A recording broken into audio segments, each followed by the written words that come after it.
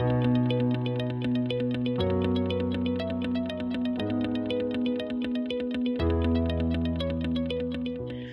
everyone.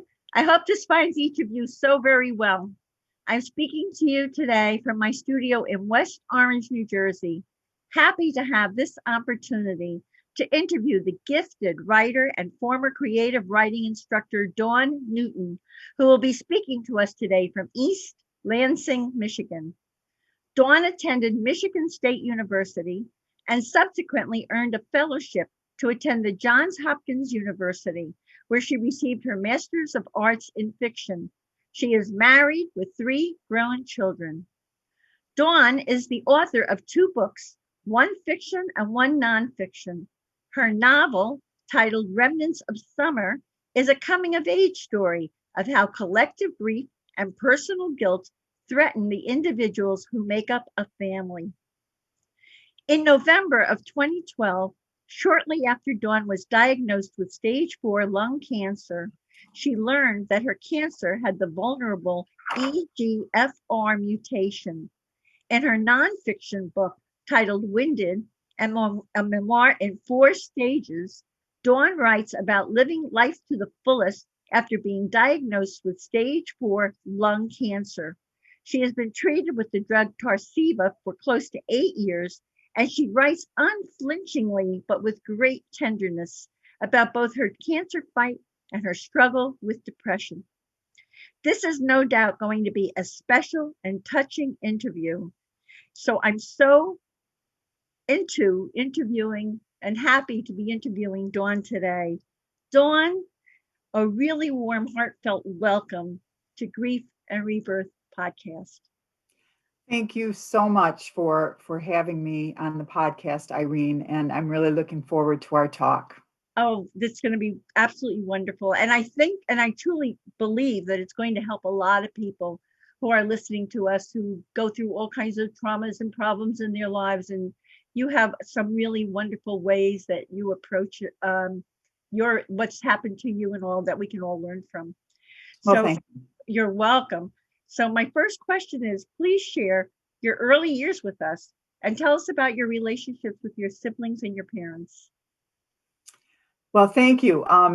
The book Remnants, my fiction book, actually captures some of the flavor of my upbringing, childhood, whatever. I grew up in southeastern Detroit in a county, Oakland County, where there were a lot of lakes. And actually, there are a lot of lakes throughout Michigan. It's the Great Lakes state, but there are a lot of small lakes.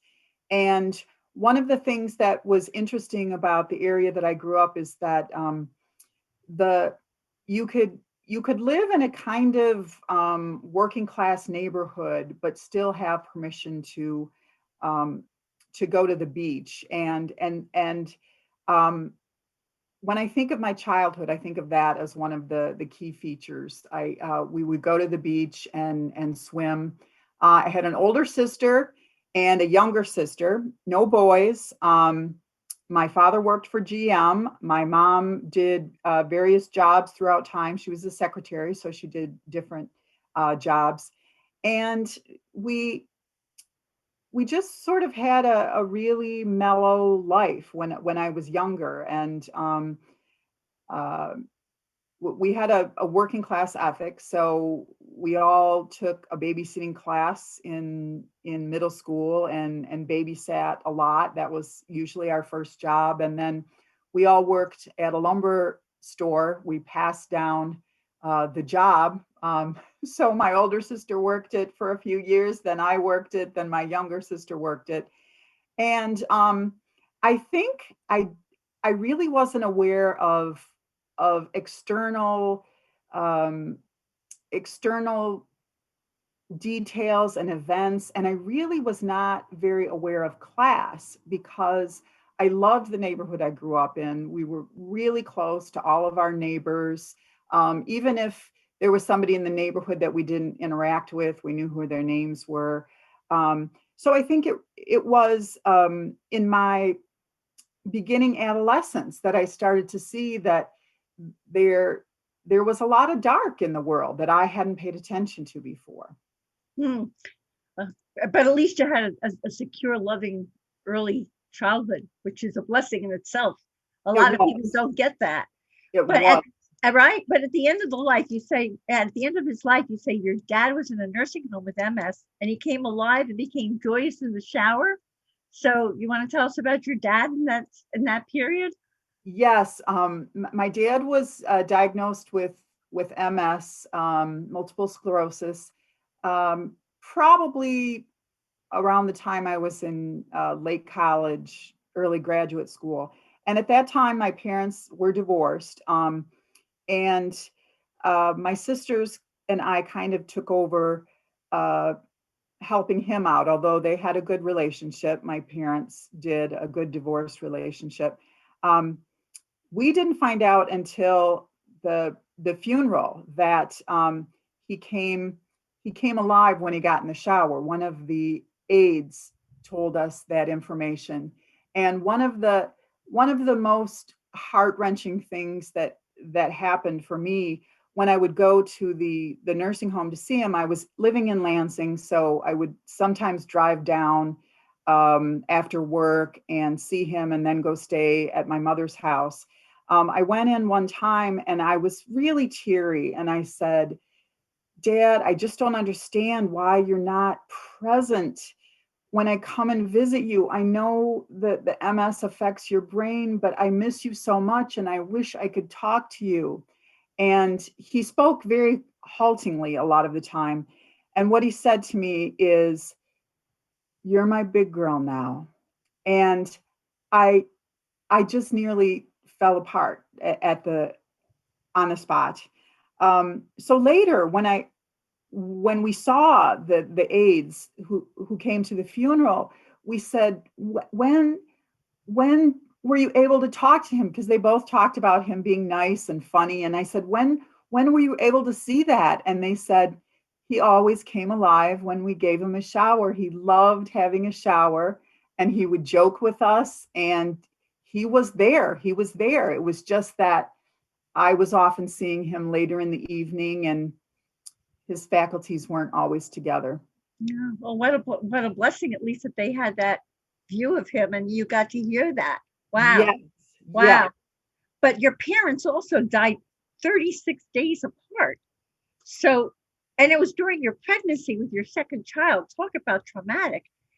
So, how did this experience change you? And it also raised your awareness that a person may need to work through old grief experiences while confronting his or own her own mortality. So, would you like to speak to us about that, Dawn? Wow, yes. 36 days apart. Was your mom's death very sudden? Yes, my mother's death was pretty sudden. She'd had a heart attack at work, and um, they she was in a coma for a while. We went to the hospital. My sisters and I went to the hospital, and we were taking shifts and recording information that the doctors told us. And after 2 days, she woke up and she had all of her faculties. Um, and they thought that that was really miraculous, that she hadn't lost any brain function. Um, but while they were trying to mend her, she had to be on a respirator, and they couldn't figure out what was going wrong. And they wanted to send her to do a heart catheterization, but because they didn't know what was going on, they they thought it might be best if she went to a nursing home facility first. And so they sent her to a nursing home facility. We were a little nervous about that. Um, and I'd gone to see her a few days before St. Patrick's Day, and I was supposed to come back on the weekend with my daughter. And that Friday night before I was supposed to go back, they called and said she'd had a massive heart attack. They sent her to the hospital, and then we spent a week sort of waiting for her to die. But But what had happened while she was in the hospital the first time is that my dad had a heart attack at his nursing home, and they brought him in, and he died just down the hallway from her. Wow, wow, wow. So, how did this raise your awareness that a person might need to work through old grief experiences while confronting his or her own mortality? Well, I think because I was really uh, sensitive, maybe overly sensitive as a kid. I mean, I was known as one of the most sensitive ones in the family. Um, I took it really hard. My sisters took it really hard too, but I I I dwelled on it a lot, and I knew that I wasn't going to make it. Uh, I felt I wasn't going to make it in life without my mom. So I felt like I had to figure things out because I'd relied on her And here so you were much. pregnant, and here you were pregnant yourself. Yes, I was pregnant, and I wanted my mom, but I didn't have her. So Well said. Wow.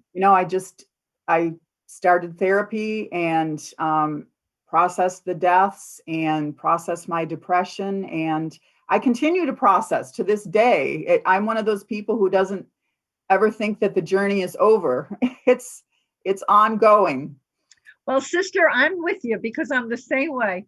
Every time I've ever had an issue in my life, I find out who can help me. I know I can help a lot of other people, but when it comes to me, I can't see that clearly. And I always find that's part of why I started this podcast, that there are people who can help you. And I'm so glad that you did that. I think that's so very, very wise. I go for I do the same thing. Where can I go? Who can help me through this? Um, Now, where it comes to you, though, you've never been a smoker. So, how did you find out that you had stage 4 lung cancer? And what does it mean to have the vulnerable EGFR mutation?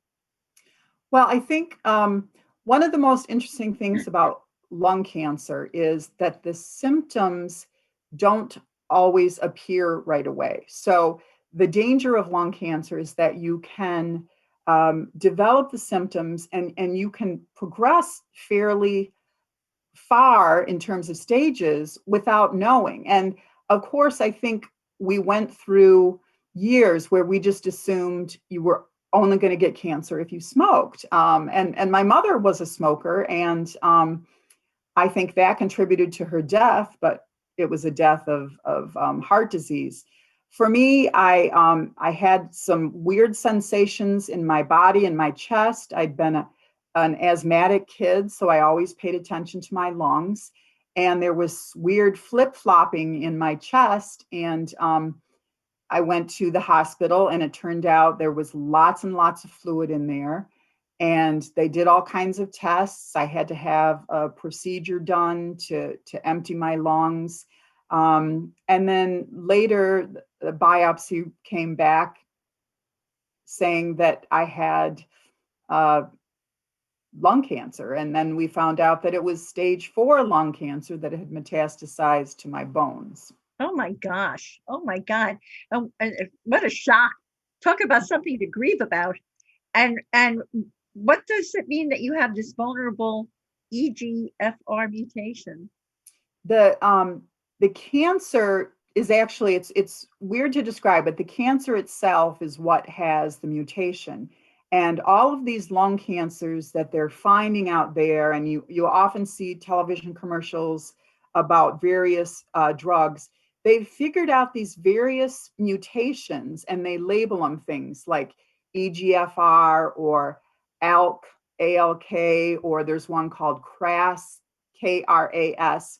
And the mutations respond to certain um, to certain medicines better than others. And the one that I have, EGFR, exon 19 is the subtype. That one, that cancer mutation happens to respond very well to this drug. And even though it doesn't often respond with that much extra time, I'm one of the outliers who happen to benefit for longer. But just like it's interesting, now we have COVID, so it's easier to explain. Just like COVID has variants, that's what happens with the cancers. The mutations will only accept treatment before so long before they mutate again. So mine has mutated again. I'm on another drug as of August of this year. And we'll see how long I last on this new drug that's fighting a new mutation. Well, you're a wonderful, beautiful human being, and I sure hope that you've got a long ways to go because you can help so many people with your book and what you've written. So tell us about your book and what was your primary motivation for writing Winded, which is what an appropriate title. Well, Winded I wrote, I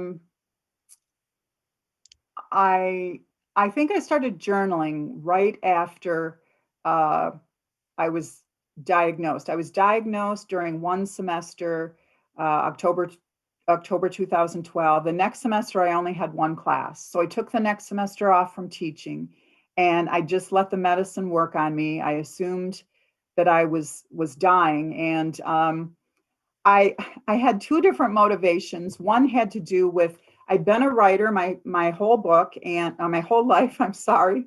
I'd been a writer my whole life, and I'd written parts of lots of books, but they'd been fiction. So I thought, okay, I'm going to write about this. I can record what's happening to me, and maybe it will be of some use.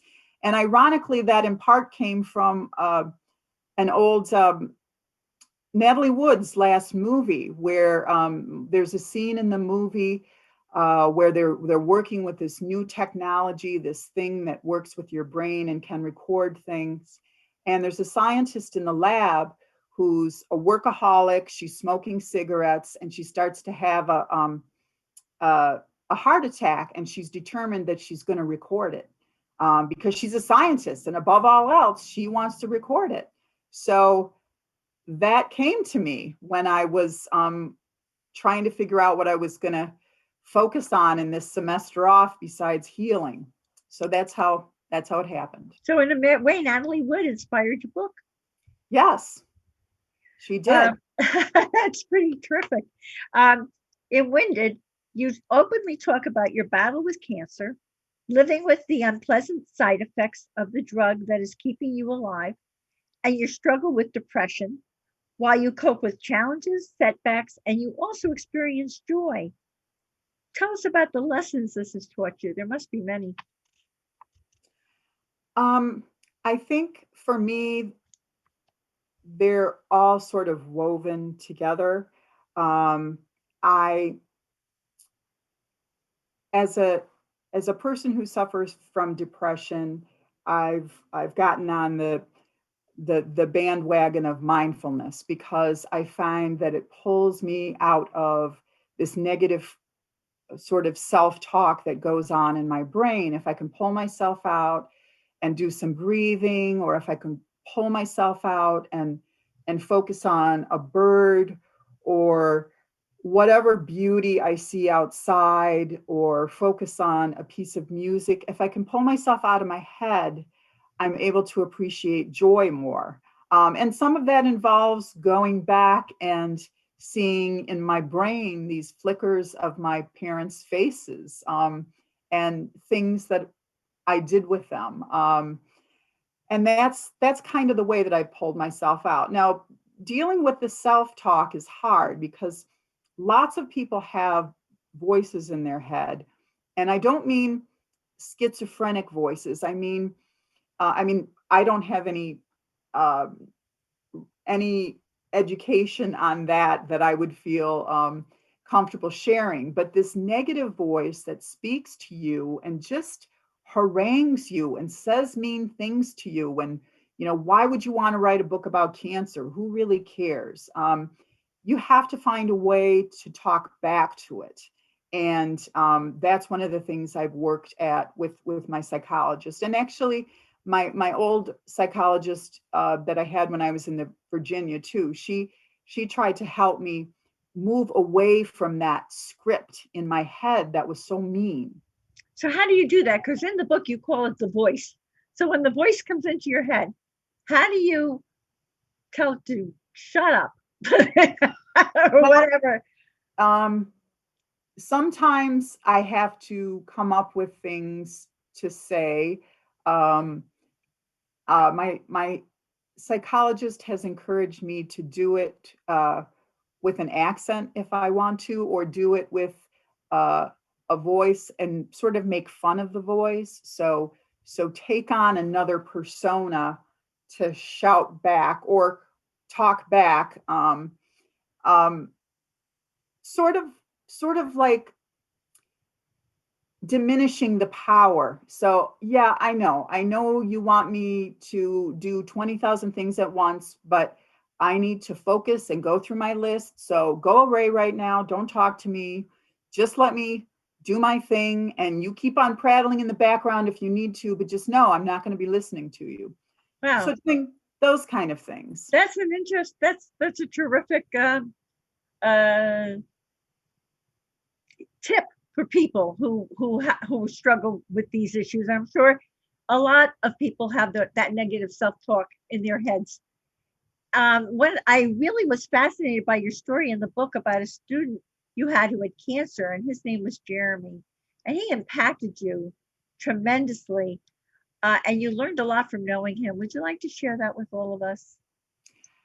Yes, he was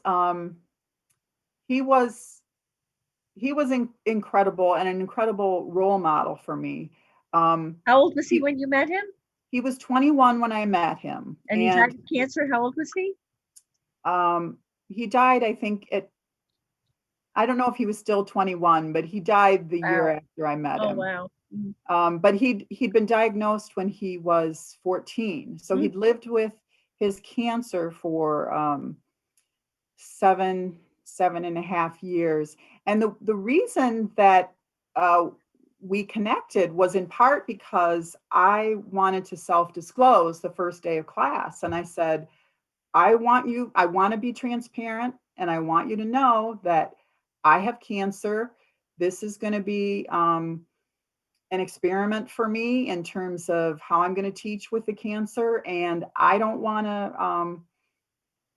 to trigger anybody. It's a creative writing class. I want you to know, and if forever, for any reason, you need to just bow out of the class, feel free, because it can be an emotional It can be subject. triggering. Yep. And he stayed after class to tell me his story that first day. And we we bonded after that. And his approach was a little different than mine. He'd lived longer with it, and he dealt with so many surgeries and chemotherapy, and he he could be a little he could be candid and a little cynical at times, but I was fine with that. And underneath it, he wanted to earn his college degree, and he was really smart and a good writer. And we had we had a good journey, but he died in the summer, and um, it was a sad experience Must have to been, he learn was so about it. young. Wow. Wow. Wow. How has the impact of living with your cancer diagnosis impacted your family and your relationship with yourself? I think my family, um, they they have a lot of struggles, that now that they're older, they come out in a protectiveness. Like, we have a group chat, and of course the biggest thing on the group chat is who's getting vaccinated when. They want to see me in the summer. Two of them live on the East Coast. The other one lives just down the road, at University of Michigan. But everybody wants to protect me, but they want to see me. I think in the beginning it was hard for me to articulate to them the ways that I needed help, and Did they you were even having really know the ways you needed help? no, and I I mean, don't. I'm not. it's such a new experience And without a roadmap. I'm not a linear thinker either. So other people I know, including my older sister, would be able to say, "Can you do this, this, and this for me?" Whereas I tend to sort of sit there and go, maybe I'm thirsty. I'm not sure I'm thirsty, but maybe I'm thirsty. So I think it was a process. And at times I felt like I was hard at them, but hard on them. But at times I felt like I had to be honest with them and say, I don't think you're getting it. Now they get it. They're, they the two older ones are older, and the youngest one is uh, they just they just know how to ask me, what do you need, or do you need to sit down, or should I go get you some water, those kind of things. Right. Your two older ones are girls and the younger one's a boy. Actually, my oldest is a girl, then the middle one is a boy, and the youngest is a boy. And it must be hard. It's got to be hard on them. And what is really your relationship with your own self-worth? Now that you've told off the voice and all of that, how are you doing? Well, that's the thing, is that when I say that for me the procedure is ongoing, it is ongoing. So it's only been I mean, to be honest, for your listeners, I will admit that I talk about in the book what it's like to have suicidal thoughts and just feel that you're not worthy, and that occurred before I was diagnosed with cancer. And so the ironic thing is that those thoughts for the last few years have been really not as much present. So, whereas I suffered from depression and sometimes suicidal thoughts for many years, now it's mostly, when it comes, it's depression and sadness. But um, I don't have the idea that I need to give up. And I'm glad to hear that. that, for me, Good for that's you. a huge accomplishment, Yes, it is. because it wasn't always that way. I'm very curious. We talked about your kids. How's your husband dealt with all of this? It's a tough thing to have a spouse who's going through this. Yes, he has a tough time. His best way of dealing with things is often to compartmentalize, and he works very hard.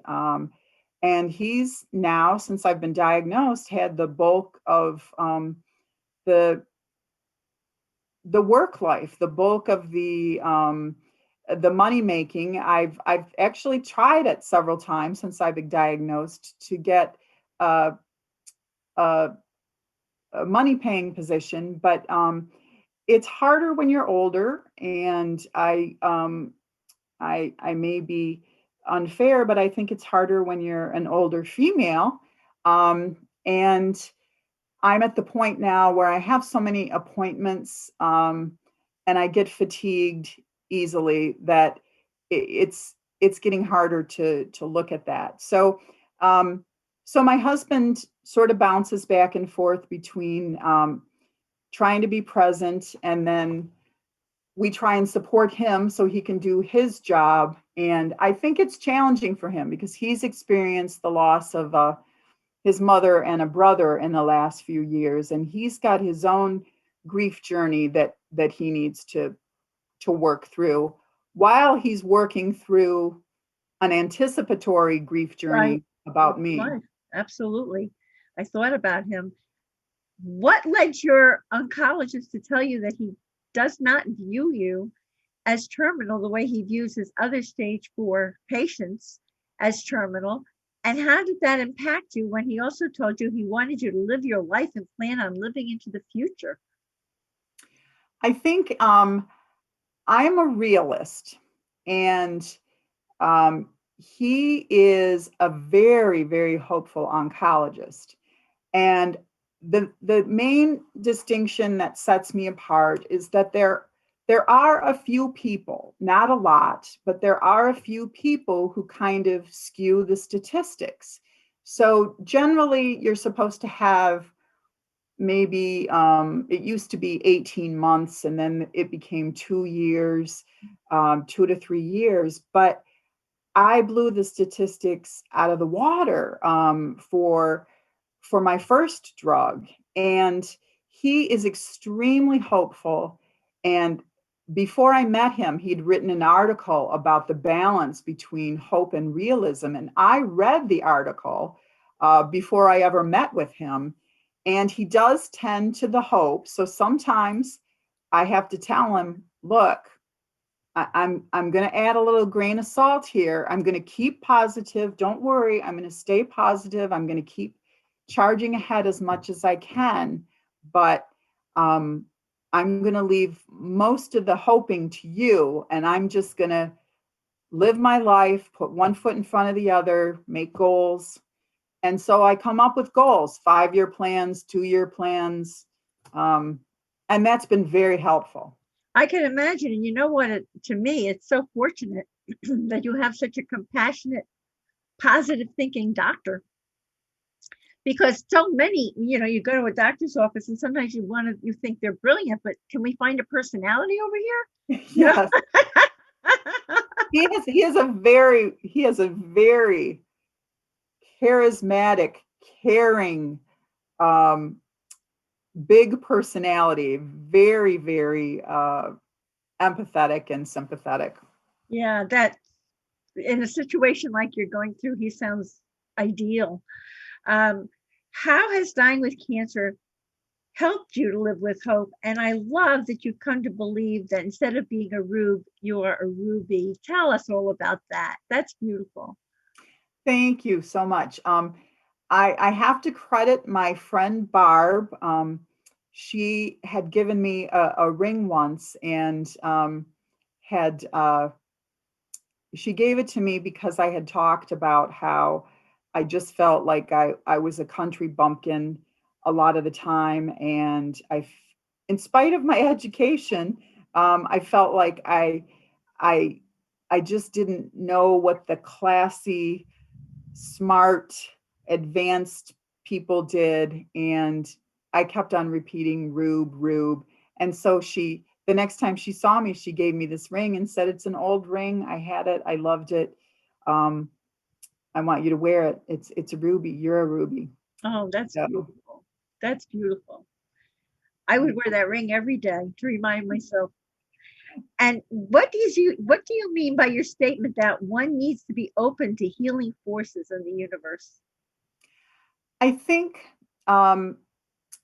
I I can be a cynic. I can be a naysayer. I can have those aspects to my personality, but I do believe in, um, and I don't know what I call it, a love force. I mean, I'm technically Lutheran. I'm spiritual. I belong to the Christian denomination, but I believe if I were uh, born in a country where people were Jewish, I would be Jewish. If I were born in a country or a part of the country where people were Muslim, I'd be Muslim.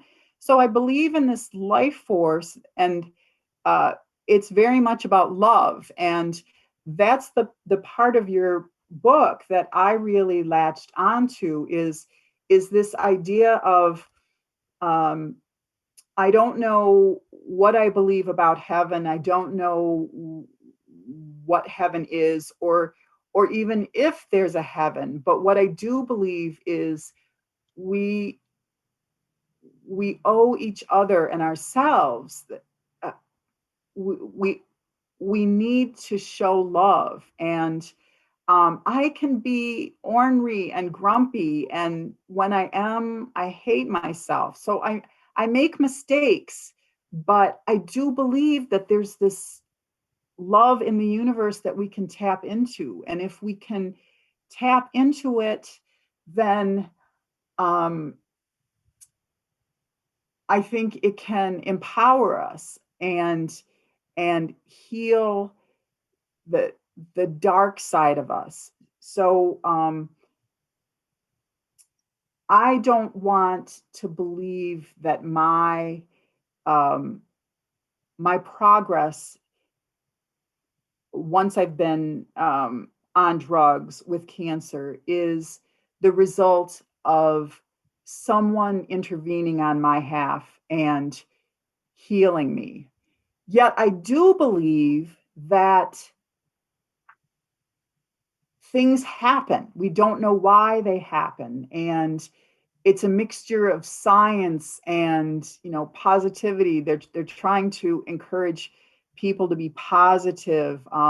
Sometimes I say, well, work on positive tomorrow. If you need to be negative today, let yourself be negative for 10 minutes. I try to be open to everything, but I think because I'm open and I'm open-minded and I embrace both the hope and the gloom, I think that good things can happen.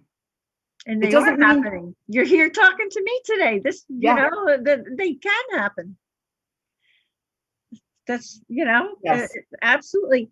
yes. I have to tell everyone who's listening to this interview, Winded is a wonderful book, especially if you're going through a lot of, different things in your life, like a chronic illness or depression or cancer. And it's a wonderful book also to gift people. So I would like you to tell everyone how we get a hold of you, how they get a hold of your book. And I think there'll be a lot of people interested in checking you out, checking out your book there. So tell us all how to do that. Well, thank you. The book is available through my